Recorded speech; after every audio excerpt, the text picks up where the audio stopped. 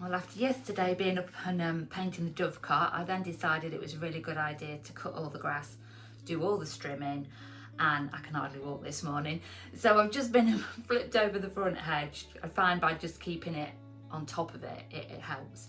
Don't normally do this sort of work in full makeup, but I'm actually off to the hairdressers in a little while, and the thought of sitting in front of those mirrors with those really bright lights on you, I need something to give me a little bit of help. So today, just before I went, I thought I'd share with them the first what I call proper building work that I actually did in the property, apart from all the cleaning and sanding and scraping and doing things like this. Part of the kitchen had a wall that needed to come down in it, and in the architect's plans, he'd shown putting a steel in and actually bricking above it.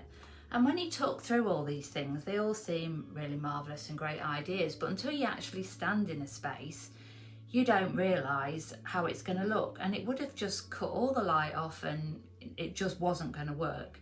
So Steve, who was doing the dovecot at the time, came and had a look at it with me, and there was already a really big wooden beam across in between the brickwork. So we got the building inspector out, he came and had a look at it and said, yes, get the wall down, it's safe to do that, then we'd have a look and talk about what we were going to put in afterwards. And we ended up actually making a King Post Truss out of that beam across. So it just looked uniform with the rest of the whole of the kitchen, completely opened it up and looked amazing. So I'm going to share with you the journey, because I've never been up a ladder that high before, let alone had a ladder on a wall that I'm actually taking down. And I learned to clean bricks, and it's thanks to Dave, the roofer, and Steve, the joiner, that they just said, you can do it.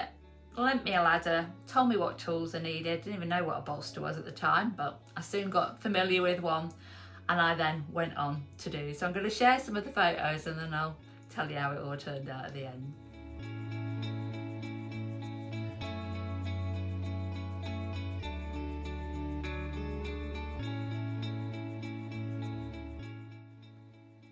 On the 17th of December 2020, I made my first trip up the ladder to start taking the bricks down. David took the first few out for me just to give me that confidence and to get them shifting, because hitting them with a sledgehammer was quite exciting when your ladder's bouncing about. And then sadly, 2 days later, my cat was seriously injured and had to be put down. So it was a very good therapeutic time for me to be able to get up there, get those bricks down and clean bricks. And I actually worked through Christmas. I took a few hours off on Christmas Day, but Christmas Eve I did a full day, Boxing Day I did a full day. And I should say a lot of that brick cleaning was fueled with Prosecco, port and chocolate. But it was bitterly cold, but that drive to get it done and to get everything finished really kept me going.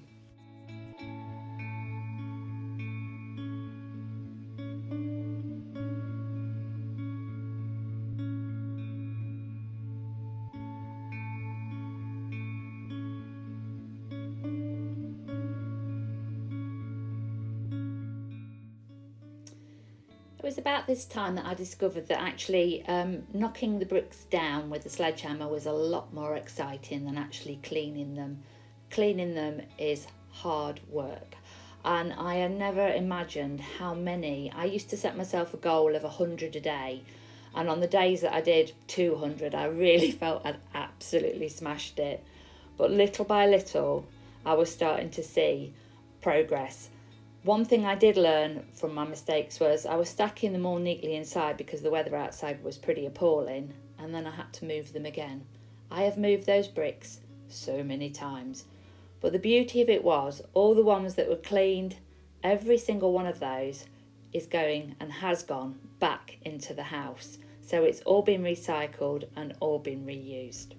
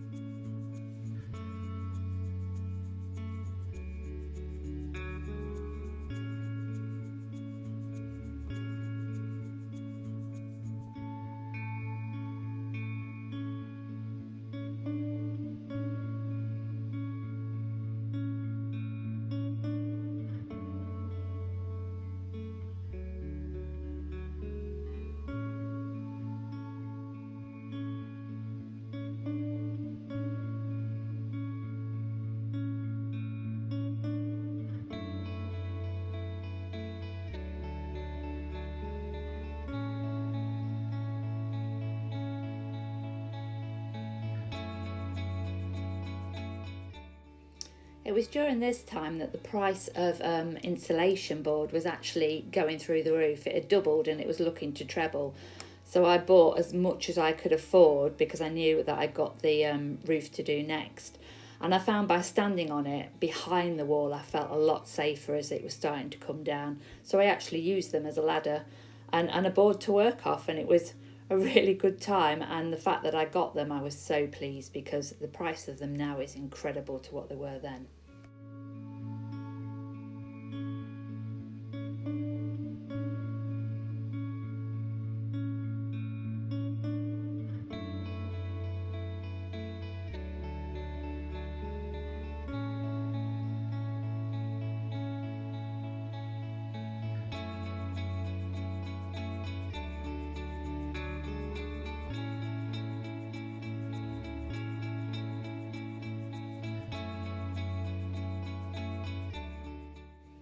Steve took a pattern from the existing King Post Truss in there, and then I hope you can see from the next few pictures, I just think he did an amazing job.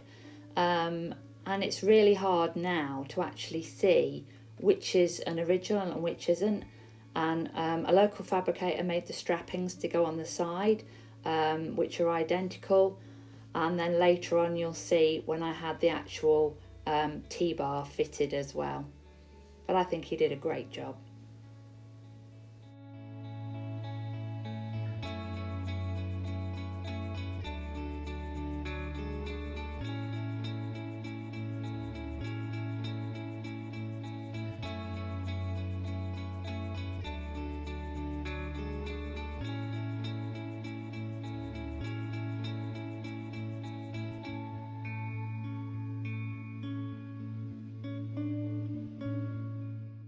Not a very exciting picture, but it does show the old slate that was used as the damp course in old buildings, and I didn't know this, so this was quite interesting for me, that that's how their idea of a damp proof course, if you like.